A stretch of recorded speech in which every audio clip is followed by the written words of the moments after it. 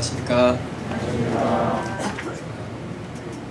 언제나 변함없이 이렇게 준환이 지휘자님을 비롯해서 성가대 아름다운 헌신과 수고를 인해서 하나님께 감사를 드립니다.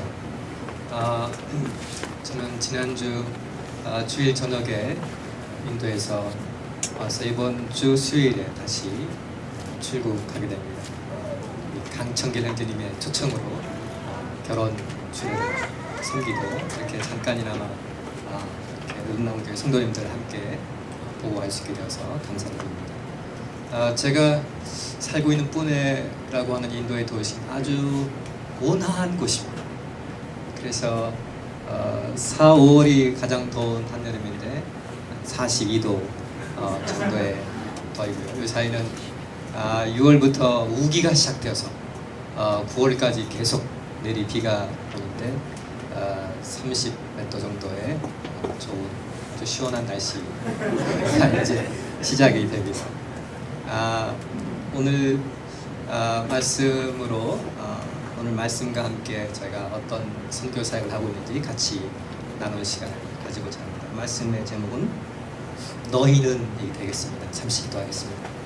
하나님 아버지, 주님의 크고 놀랍고 참 말할 수 없는 은총에 감사와 찬송을 드립니다. 주의 성령의 임재에 힘입어서 우리가 호흡하며 사역하며 일하며 공부하며 살고 있습니다. 하나님 아버지, 이 시간 주의 성령님께서 우리 교회 공동체에게 무엇을 말씀하시는지, 우리 개개인에게 어떻게 말씀하시는지 귀 기울여 듣는 시간을 갖기를 원하고, 주의 성령님께서 이 시간 각 사람의 마음 가운데 임재하여 주옵시기를 기도합니다. 예수님의 이름으로 기도드렸습니다. 우리가 잘 아는 대로 오늘 말씀은 부활하신 주님께서 지자들에게 주신 선교 지상 명령입니다. 이 말씀에서 두 가지 점을 생각해보고 같이 은혜를 나누고자 합니다. 첫째로 선교는 그리스도인 공동체 또는 교회에게 주어진 그리스도의 명령이라고 할 수 있습니다. 보통 선교는 개인적으로 선교사로 하나님의 부르심을 받은 사람이 하는 특별한 일, 특별한 부르심으로 생각합니다. 다시 말하면 모든 신자 또는 공동체 전체와 관련한 일은 아니지 않나 하는 생각을 갖게 됩니다. 그러기에 적지 않은 신자들이 자신의 신앙생활 또는 교회 생활에서 실제로는 선교와 직접적으로 그렇게 관계없는 삶을 살 때가 많이 있습니다. 사도행전 13장 2절에 보면 성령께서 이르시기를 내가 불러 시키는 일을 위하여 바나바 사울을 따로 세우라 하셨습니다. 이에 순종해서 바나바 사울이 선교사로 이렇게 해외로 나가는 것을 보게 됩니다.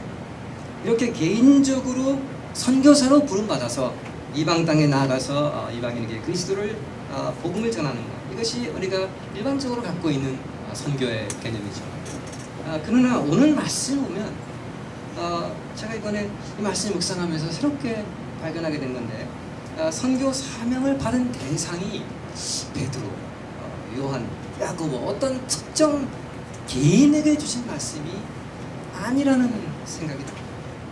너희는 이라는 말에서 알 수 있듯이 예수님의 사람의 공동체, 그리스도의 몸된 교회 공동체에게 주신 명령의 말씀이구나 하는 것을 알 수 있습니다. 직접적으로 선교를 다뤘다고 보기 어려운 요한복음 21장을 제외하고 마태, 마가, 누가 복음의 선교 지상 명령은 모두 그 대상이 너희는 이었습니다. 전부 너희는, 너희에게로부터 시작되어 이렇게 되어 있습니다. 이것은 선교 지상 명령은 개인의 개인적인 부르심 문제도 있지만 그 문제를 넘어서서 모든 그리스도인과 교회 공동체에게 부과하신 일반 명령으로 제시하는 것임을 알 수가 있습니다. 그러기에 모든 교회는 본질적으로 선교적 교회다. 그리고 선교적 교회로서 역할을 수행해야 되는 것을 알 수가 있습니다. 이처럼 선교의 주체는 성령이시지만 실제로 선교 행위를 하는 대리, 에이전트, 이것은 교회 공동체라고 할 수 있는 것입니다. 그러므로 선교 일선에서 선교하는 사람은 혼자 선교하는 것이 아니고 교회 공동체가 이제 공동으로 수행하는 사역의 한 부분을 맡아서 하는 거다, 이렇게 말할 수가 있겠습니다. 전체가 하는 건데 전체에서 하는 일이 있고 그 다음에 그 한 지체로서 선교 현지에서 하는 일이 있고 이렇게 하는 역할이 이렇게 다를 뿐이지 사실은 전체 공동체가 같이 하는 일이라는 것입니다. 이제 가령 예를 들면 저와 제 가족이 선교사로 인도에 나와 있지만 저희가 홀로 사역하는 것이 아니라 본국에서 로뎀나무 교회 공동체가 기도 지원을 해주고 있습니다. 우리 뭐 개개인적으로도 기도를 해주고 있지만 또 이제 주중에 그 집사님들의 기도 모임을 통해서 계속 기도해 주시고 또 수요 예배 때마다 또 주일 예배 때마다 늘 기도해 주시는 그 기도에 힘을 입어서 사역을 하고 있는 것이죠. 뿐만 아니라 저희가 풀타임 사역을 할 수 있도록 재정적으로 후원을 해주고 있습니다. 때를 따라 저에게 일용할 양식 책자를 보내주시고 또 삶의 활력소가 되는 한국 음식도 보내주고 있습니다. 그 일용할 양식을 보낼 때 일용할 양식뿐 아니라 그냥 김 몇 장 넣어주고 라면 한두 개 더 몇 개 넣어주고 이렇게 하는데 그게 아무것도 아닌 것 같지만 저에게는 큰 생의 활력소가 되고 있습니다. 또 이제 지난 크리스마스 때는 군대에 있는 사람에게 유문품을 보내주듯이 크리스마스 선물을 한 보따리 보내줘서 큰 감동을 받았어요. 지난번 분에 두 번째 CMI 센터가 개척이 되었을 때 프로젝터를 선물해 줘가지고 주일 예배 때마다 필수품으로 예배 때마다 잘 쓰고 있습니다. 올해는 인도 목자들에게 영어 일용할 양식을 또 로뎀나무 교회에서 보내주고 있는데 CMI 이름이 선명하게 찍힌 그 일용할 양식 책자를 아주 자랑스러워하고 또 감사한 마음으로 잘 사용을 하고 있습니다. 본국의 파송계와 먼 거리로 떨어져 있지만 결코 혼자 있고 혼자 하는 일이 아니고 교회 공동체와 이렇게 긴밀하게 연결되어 있다는 것 자체가 선교의 사역에는 큰 위로와 힘을 얻는 원동력이 됩니다. 이번에 또 이제 이렇게 한국에 와서 우리 정재훈 집사님 가정을 잠깐 방문하게 되었습니다. 그런데 그 아들 인성이 아시죠? 인성이 이렇게 6살인가요? 몇 살인가? 그 얼마 안 되는 이 인성이가 그동안 오랫동안 모은 돼지 저금통 10원짜리, 100원짜리, 500원짜리 가득 찼어요. 그 돼지 저금통장을 쑥스럽게 들고 와가지고서는 선교를 위해 쓰시면 그렇게 저한테 디미는 거예요. 깜짝 놀랐어요. 그죠? 몰라요. 엄마 아빠가 얘기했었는가 모르겠는데 그거를 받아들이고 애가 그거를 자기가 그렇게 오랫동안 모은 건데 그거를 갖다가 이렇게 이런 거고 깊은 감동을 받았어요. 정말 이렇게 교회 공동체 어린 나이에 이렇게까지 그렇게 마음을 써서 이렇게 참 그 자체가 정말 말할 수 없는 용기와 힘의 원동력이 되고 있습니다. 또 이제 선교지로 나가 보니까 단순히 제가 파송받은 로뎀나무 교회뿐만 아니라 한국 교회 전체가 동역자라는 이런 인식을 갖게 됩니다.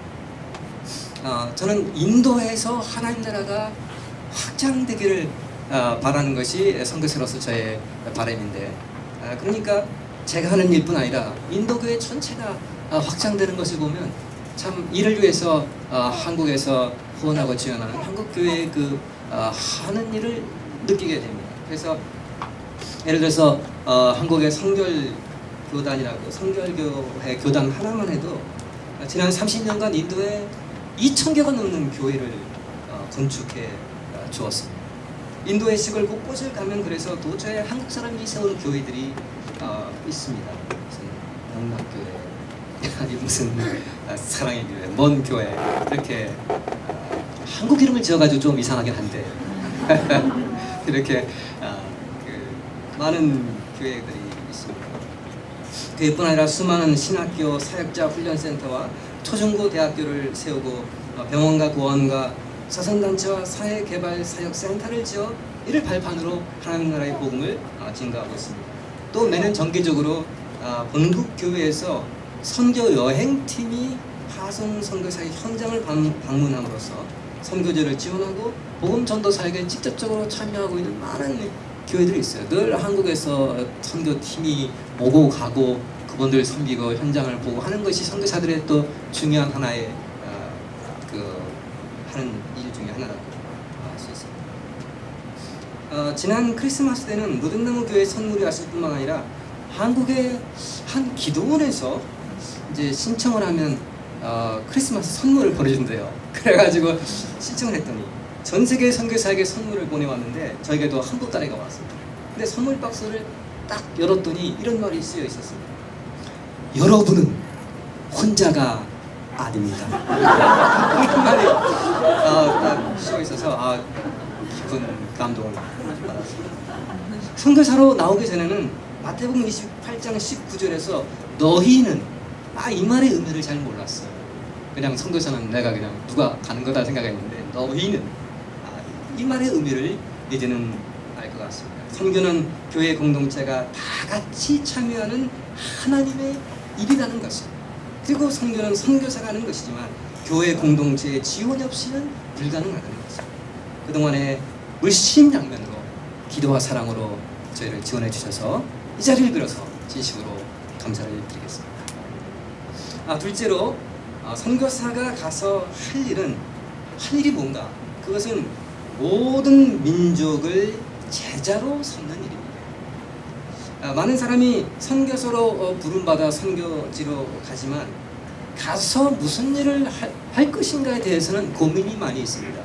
우리는 선교사니까 다 알아서 잘들 가서 선교를 잘 하겠지 생각하지만 선교지에 와가지고 몇 년을 뭔 일을 할 것인가 고민하는 사람이 의외로 많이 있어요. 그래서 저를 찾아와서 무슨 일을 어떻게 해야 될지 상담받는 선교사들이 꽤 많이 있습니다. 인도에 가보니까 많은 선교사님들이 초, 중, 고, 대학을 세워서 학교 사역을 하는 분들이 있습니다. 또 신학교를 세워서 목회자를 양성하는 선교사님들도 많이 있습니다. 병원을 세워 의료 선교를 하기도 하고 못 먹고 못 입는 슬럼가의 빈민을 위해서 먹을 거 입을 것을 공급해주는 자선 사업을 하는 선교사님들이 도처에 있습니다. 국제 기아 대책 이런 단체를 통해서 지역마다 나눠주는 사역을 하고 있습니다. 우물을 파주거나 유기농법을 전수하는 사회개발 사역을 하기도 합니다.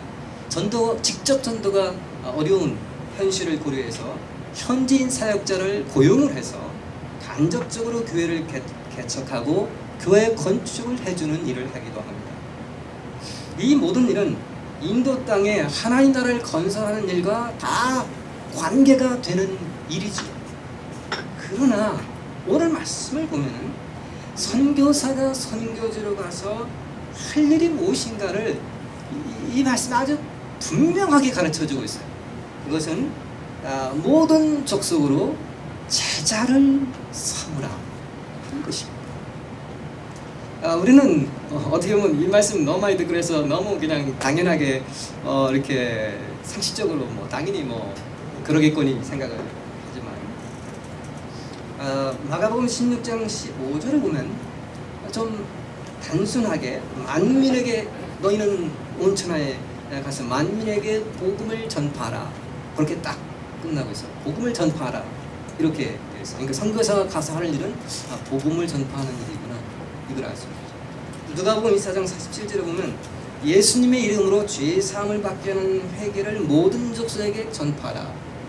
예수님의 이름을 전해야 되고 예수님을 믿게 해서 모든 족속으로 회개해서 죄 사함을 받게 하는 이게 선교사가 가서 해야 될 일이구나 이런 걸 알 수가 있겠죠. 그런데 이 모든 것들이 복음을 전파해서 회개하고 죄사함을 받고 그래서 예수님을 믿게 되는 것.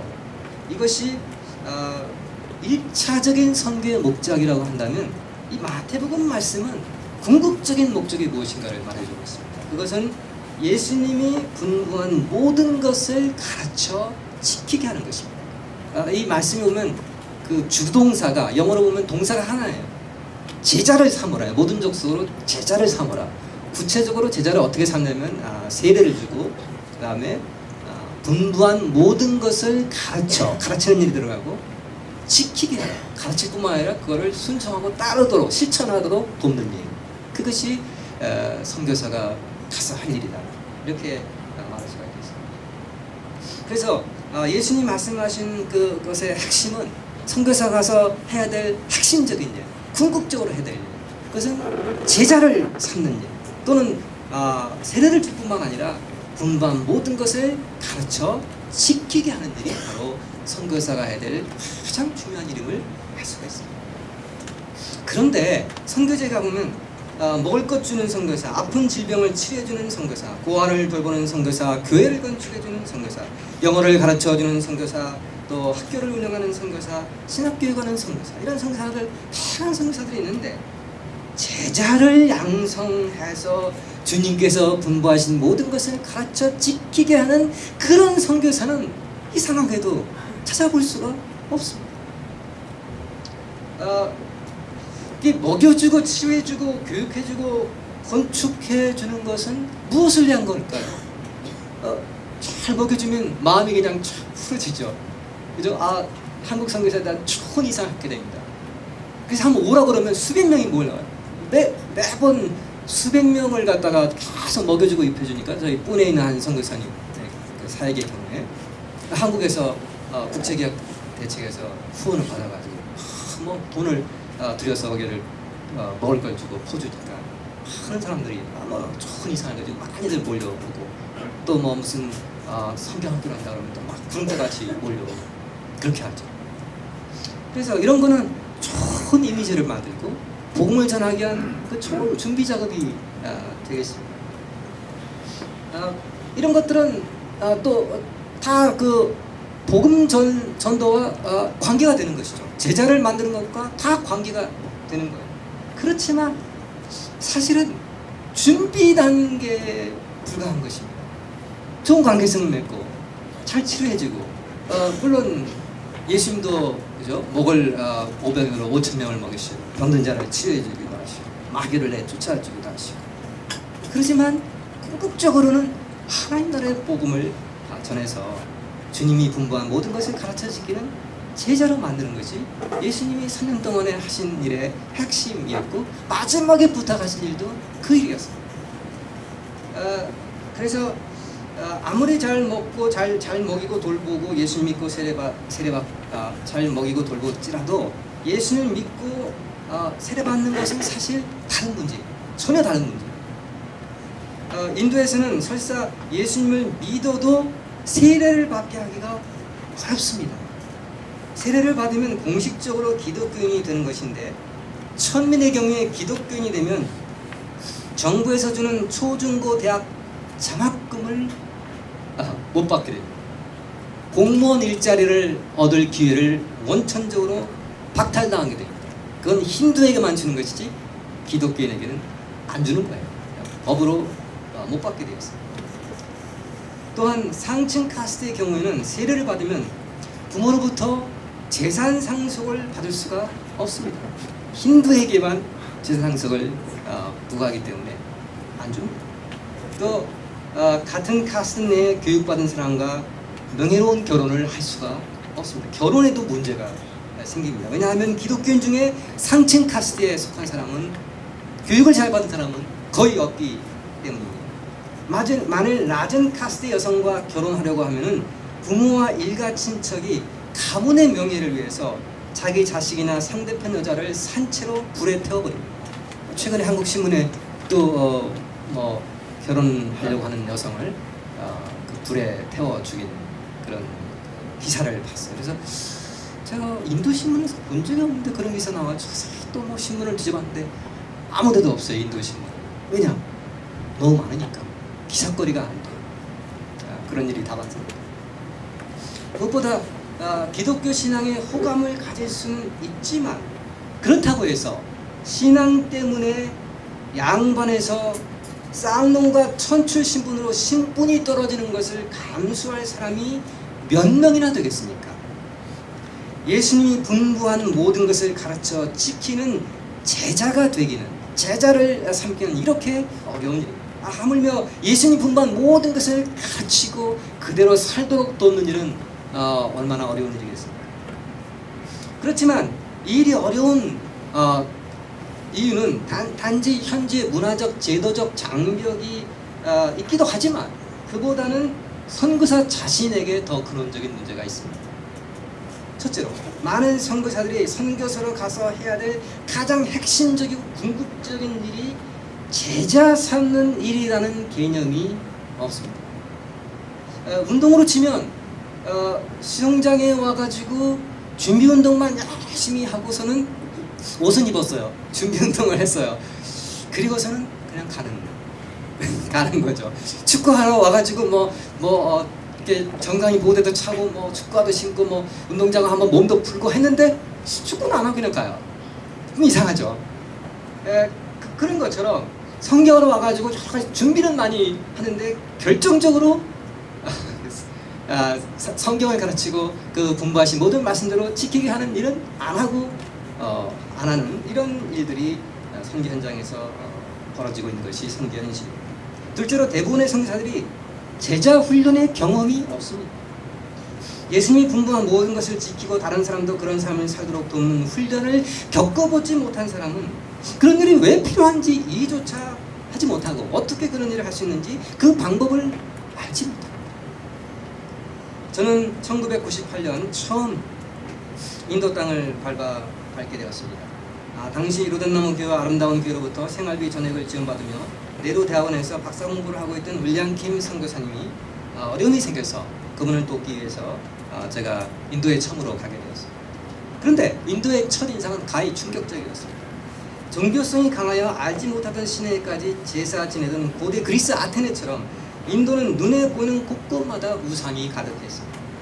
택시를 타든 관공서를 가고 경찰서를 가든 회사와 쇼핑몰과 식당과 인터넷 카페를 가도 우상의 그 신상과 우상의 그 그림 이미지가 도처에 가득합니다.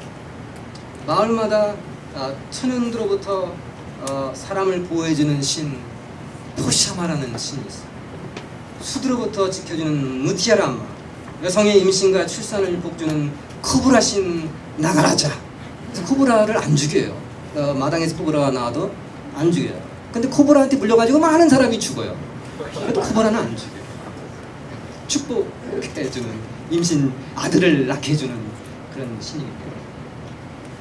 또 마을의 복지를 책임지는 신 두르가, 재해로부터 보호하며 재물의 축복을 가져다주는 코끼리 신 가네시, 마을의 소유의 신 우르담마, 물탱크를 보호하는 신 마이삼마, 억울하게 죽은 사람의 원수를 갚아주는 신 마타디 포시암마, 타지방 출신 이민자를 돕는 신 와치람마, 예술의 신 나타라자, 시험 볼 때 도와주기 때문에 대학생에게 인기가 많은 학문의 신 사라스와티, 보디빌딩에 관심 많은 청년들에게 인기가 높은 원숭이 신 하누만, 이런 셀 수가 없어요. 3억 3천의 신들이 있다고 힌두 경전에 보면 그렇게 나와 있어요. 3억 3천. 그런 많은 신들과 여신들이 있습니다.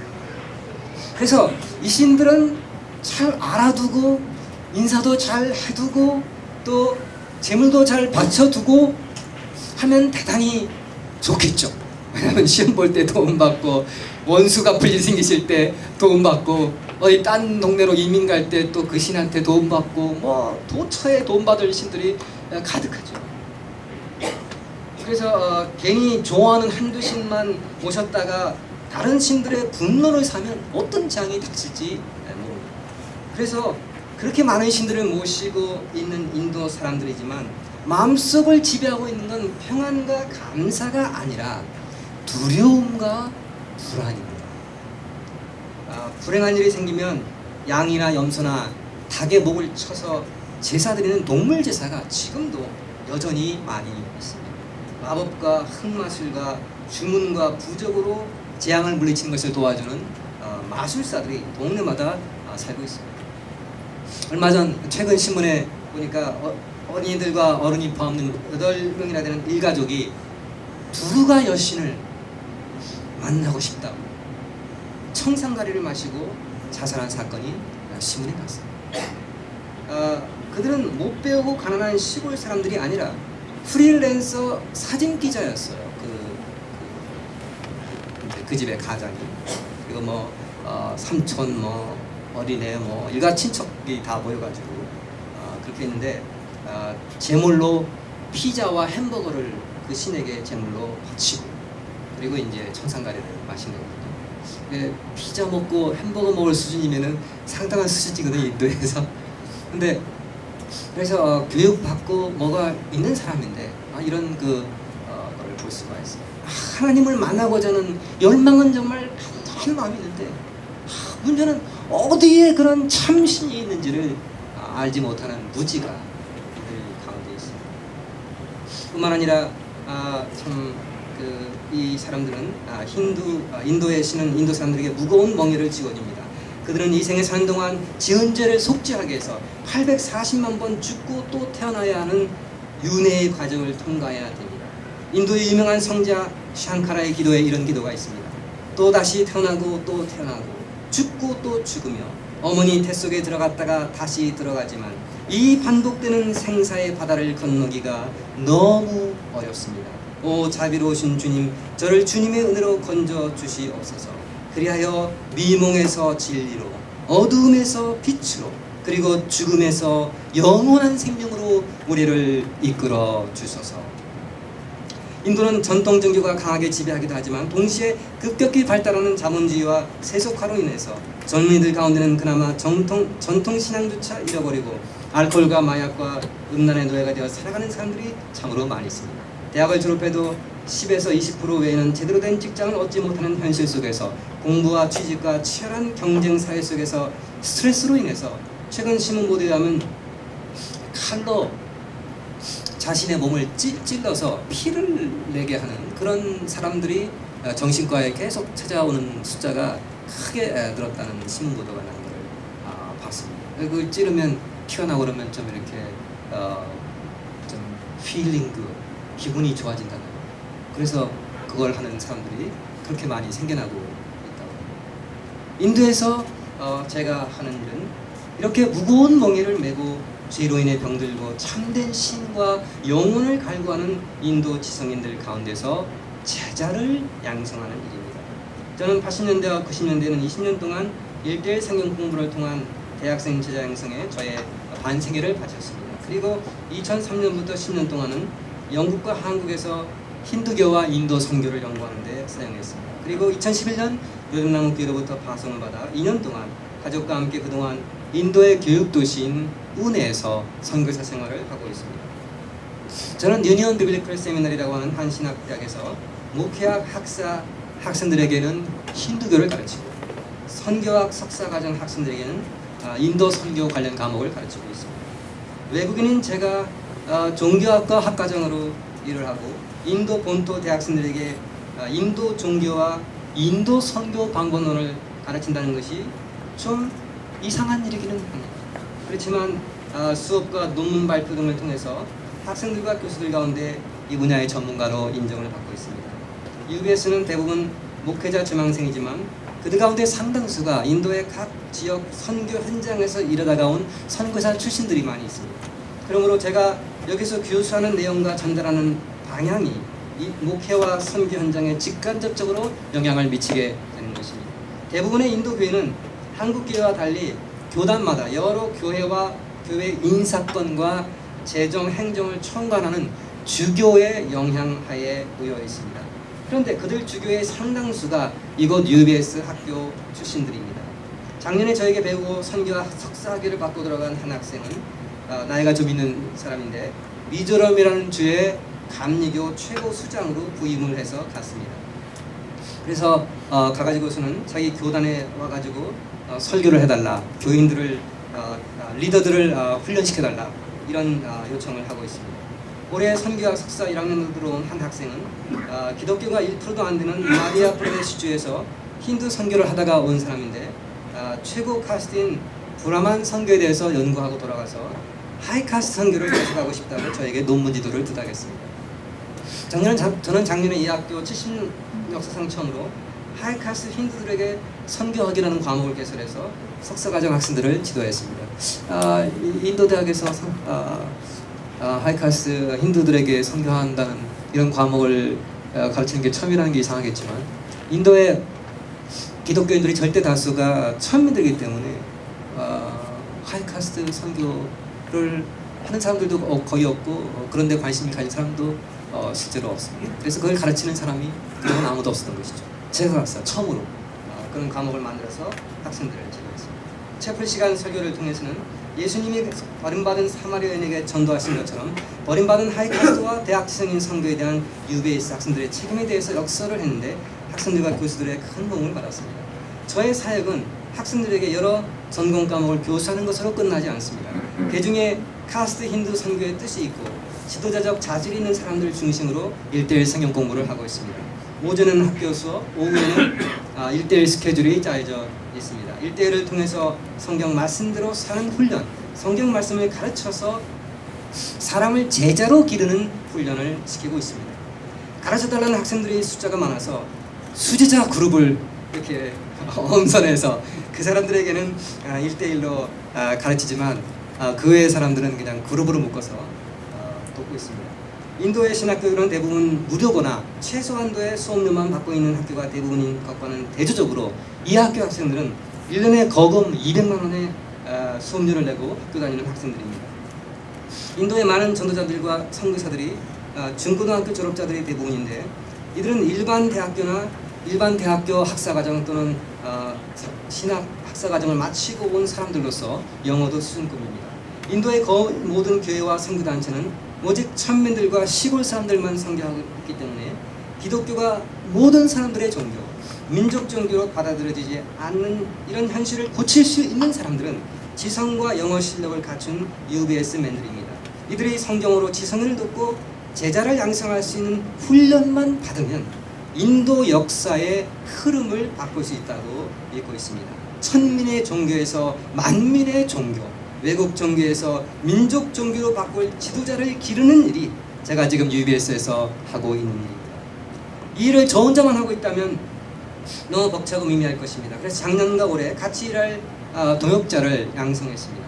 한 사람은 선교구단 출신 목사로 작년에 저에게 선교학 석사과정을 배운 후 올해부터 UBS 학생들을 대상으로 음악 이론과 키보드를 가르치는 한국 선교사님이 있습니다. 이분과 1년 동안 한글로 요한복음 공부를 했는데 이제는 다시 영어로 1:1 노트를 만든 후에 학생들 가운데 1:1 제자양육 사역에 동참하고자 준비하고 있습니다. 뿐만 아니라 4명의 뿌네대학교 대학생과 대학원생 그리고 전임 한인 선교사회 회장인 목사부부 선교사로 구성된 YM 선교사님들이 있는데 이분들이 작년부터 저하고 성경 말씀을 공부하면서 CMI의 1:1 제자 양성 방법론을 그대로 도입해서 뿌네 대학 학생들 가운데 1:1 제자 양성을 하고자 몸부림치고 있습니다. 상하관에 서로 목자라고 부르면서 저와 한글과 영어로 성경 공부 또 하면서 1:1 노트를 준비하고 이 사역을 위해서 기도하고 있습니다. CMI 뿌네 센터는 집에서 버스로 왕복 3시간이 더 걸리는 먼 거리에 있어서 주말에만 예배에 참석하고 예배 후에는 말씀 공부로 리더들을 섬기고 있습니다. 힌드 프라카시 목자를 책임자로 한 뿌네 1센터가 있고 작년 말경 프라빈 쿠마르 목자를 책임자로 한 뿌네 2 센터가 개척이 되었습니다. 직장 다니는 평신도 목자들이 매주 주일 말씀을 전하고 주중 기도 모임, 말씀 공부 모임, 소감 모임, 듀엣 드라마, 특송 등을 섬기고 있습니다. 작년에는 무슬림 배경에서 개종한 자매와 북인도 배경에서 CMI 대학생 사역을 영접한 2명의 리더를 도합 3명이 리더로 사용받아서 헌신적으로 역사를 섬기고 있습니다.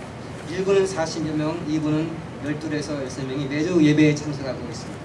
힌드프라카시 목자는 작년에 매주 저희 집에 와서 요한계시록 1:1 성경 공부를 했습니다. 그는 최고 카스인 브라만 계급 출신으로서 델리대학교 영문과를 졸업한 사람입니다. 희생적으로 양들을 돌보고 양들의 공부, 직장, 가정일까지 다 챙기며 도와주기 때문에 그에게는 많은 양들이 따라다닙니다. 결혼할 나이가 한창 지났는데도 양들과 장막생활을 하며 양들을 섬기고 있습니다. 작년에 그의 리더십하에 여러 명이 개척을 나갔지만 역사가 2배로 성장을 했습니다. 그런 윌리엄 선교사님이 인도 역사의 후계자로 생각하며 기도하고 있는 사람으로 이번 미국 CMI 성회 때 말씀 강사로 초청받아서 메시지를 섬기게 됩니다. 그러나 힌프라카시 목자를 비롯한 CMI 목자들은 양은 잘 치지만 보고 배운 게 적어서 영육 간의 많은 성장이 필요합니다. 제가 미래 인도 CMI의 지도자를 가까운 곳에서 섬기며 기를 수 있어서 감사합니다. 올해 윌리엄 성사님의 방향에 따라서 힌프라카시 목자를 비롯한 13명의 델리 출신 지부장들이 UBS 신학교 목회학 석사과정에 지원을 하게 되었습니다. CMI 목자들을 성경적으로, 학문적으로, 신앙적으로 돕고 섬기는 일이 제가 인도에서 하고 있는 일입니다. 무엇보다 제가 뿌네라는 좁은 장소에만 살고 있는 관계로 인도에서 사역하는 모든 한국 선교사, 그리고 인도 목회자와 선교사, 그리고 서양 선교사들을 돕기 위해서 인도 선교와 힌두교 관계, 한글과 영문 서적을 발간하고자 기도하고 있습니다. 이 문서 선교를 위해서 기도해 주시기를 부탁드리겠습니다. 제 아내는 이제 뿌네대학교 영문과 2학년 학생이 되었습니다. 3년 이상 더 나이 차이가 나는 딸뻘 된 학생들과 어울리는 것이 어떨 때는 어려울 때가 있고 또 공부 잘하다가도 시험 때만 되면 그 많은 내용을 오해해서 쓰는 것이 너무 어렵기도 하지만 인도 학생들과 영어로 성경 공부를 하기 위해서 열심히 친구들을 사귀고 영어 공부도 하고 있습니다.